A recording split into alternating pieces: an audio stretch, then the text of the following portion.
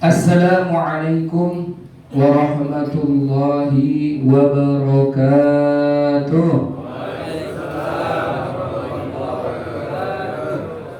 Alhamdulillahilladzi anzala as-sakinata fi qulubil mu'minin liyazdadu imanan ma'a imanihim. Asyhadu an la ilaha illallah al-malikul haqqul mubin wa asyhadu anna Muhammadar Rasulullah shadiqul wa'dil amin. Allahumma salli wa sallim ala sayyidina Muhammadin wa ala alihi wa sahbihi ajma'in. Qala subhanaka la ilma lana illa ma 'allamtana innaka antal alimul hakim. Qala rabbi ishrah li sadri amin wa yassir li amri wahlul 'uqdatam min lisani yafqahu qawli. Amma ba'du. Hadratal kiram wal muhtaram, para alim, para ulama, wabil khusus guru kita semua Habibana al-Mahbub Al-Habib Hashim bin Faris Al-Kaf, Al-Ustadz Haji Syahruddin, Al-Ustadz Haji Muradi, Al-Ustadz Indra Cahyadi, Al-Ustadz Abdul Somad, Al-Ustadz Zakaria, Al-Ustadz Abdul Rahim, dan beberapa ustadz yang lain, dan mohon maaf tidak saya sebutkan satu persatu karena di sini saya tausiah bukan ngabsen ya. Tanpa mengurangi rasa hormat dan ta'lim serta mahabbah saya. Dan kepada para jamaah majelis suka yang mudah-mudahan dimuliakan oleh Allah Subhanahu wa taala, semoga kita semua sehat walafiat, panjang umurnya, berkah rizkinya, pulang dari sini lunas utangnya, dan mudah-mudahan kita semua bisa berziarah ke Makkah dan Madinah. Amin ya rabbal alamin. Yang pertama dan paling utama, marilah kita panjatkan puji syukur kehadirat Allah Subhanahu wa taala atas nikmat yang Allah telah berikan kepada kita semua. Nikmat Allah sangatlah banyak yang sudah kita terima. Jangan sampai kita berpikir, ya Allah, kok doa saya nggak dikabul-kabulkan. Padahal nikmat yang sudah diterima sangatlah banyak. Mudah-mudahan langkah kita dari rumah menuju ke mushola ini mudah-mudahan menjadikan diampunkannya dosa kita semua. Amin. Dan duduknya kita di mushola ini mudah-mudahan sebagai wasilah diangkat derajatnya kita oleh Allah Subhanahu wa taala. Amin ya rabbal alamin. Salawat dan salam tercurahkan kepada junjungan kita Nabiullah, Nabi Agung, Nabi besar Nabi Muhammad sallallahu alaihi wasallam beserta keluarganya dan sahabatnya, dan semoga kita menjadi umat yang senantiasa menjalankan sunnah-sunnahnya, dan semoga kita menjadi umat yang mendapat syafa'atul uzma fil yaumil qiyamah. Amin ya rabbal alamin. Ada suatu hadis riwayat Al-Hakim, barang siapa yang hari ini lebih baik daripada hari sebelumnya, itu adalah orang yang beruntung. Dan barang siapa yang hari ini sama hari yang sebelumnya itu sama saja, itu adalah orang yang merugi. Dan ini yang parah, ini yang ketiga. Barang siapa orang yang hari sebelumnya, hari ini lebih buruk daripada hari sebelumnya, itu adalah orang-orang yang celaka. Na'udzubillahi min dzalik, orang yang bangkrut. Maka dari itu, seandainya pun kita tanya kepada jamaah semua, apakah hari ini dan hari selanjutnya pengen lebih baik daripada hari sebelumnya, sudah pasti jawabannya pengen lebih baik. Maka dari itu ada tiga aspek, tiga 3 saja, nggak usah banyak-banyak, karena udah disamperin ya sama Pak Haji Asep nih. Suruh sebentaran aja berarti. Ada 3 nih. Ada 3. Yang pertama, ada 3 hal yang membuat hidup kita akan lebih baik daripada hari sebelumnya. Yang pertama apa? Yang pertama muhasabah. Bermuhasabah, introspeksi. Introspeksi pun ada beberapa macam bagian. Introspeksi kepada diri sendiri, introspeksi kepada keluarga, introspeksi kepada masyarakat. Introspeksi pada diri sendiri, banyak yang harus kita koreksi kepada diri sendiri. Tentang sholat, apakah sholat kita awal waktu atau tidak? Tentang ngaji Quran, apakah setiap harinya mulut kita nih baca Al-Quranul Karim atau tidak?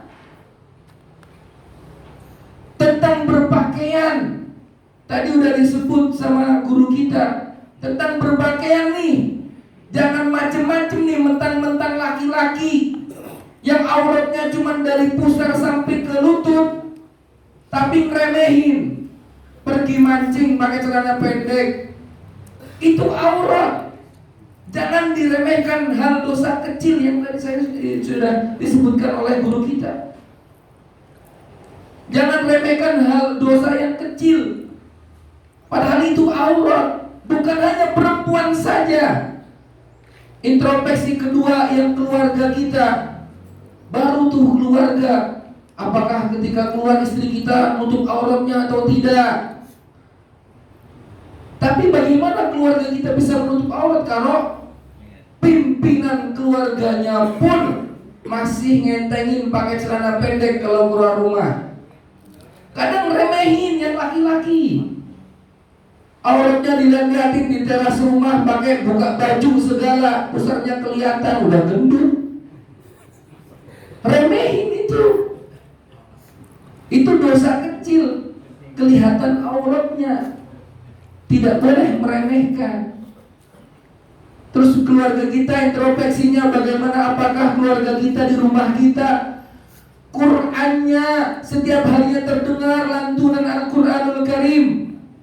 Namun bagaimana keluarga kita bisa melantunkan Al-Quranul Karim? Bagaimana keluarga kita bisa suka sama Al-Quran kalau pimpinan keluarganya pun gak seneng baca Quran? Bagaimana keluarga kita seneng ngaji, anak kita seneng ngaji, datang ke majelis ta'lim, kalau orang tuanya pun gak seneng sama majelis ta'lim? Bagaimana anak kita, istri kita, keluarga kita senang sholawatan, kalau kita pun gak senang sholawatan? Ini bermuhasabah. Tujuannya apa? Agar kita hidupnya akan lebih baik terus, setiap harinya terus baik-baik. Itu yang pertama, muhasabah. Kemudian yang kedua adalah hijrah. Hijrah bukan berarti pergi nih kemana, bukan. Hijrah bisa bermakna berubah. Berubah yang tadinya sholatnya menunda-nunda waktunya, dengar azan sekarang langsung ambil wudhu, datang ke masjid atau musola. Hijrah bisa bermakna meninggalkan yang tadi mungkin remehin dosa-dosa kecil, yang kalau mungkin mau jogging pakai celana pendek aja,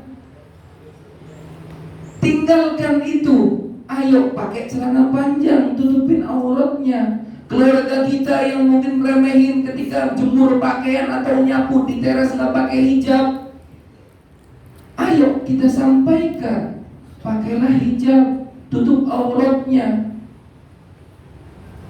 Itu memang hal kecil, tapi itu berdosa karena terlihat auratnya.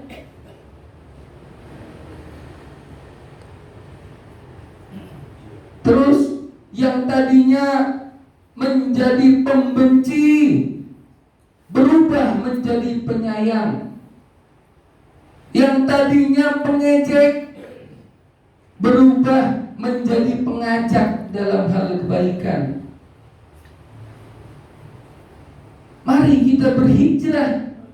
Agar kita apa? Agar kita lebih baik lagi terus menerus setiap harinya.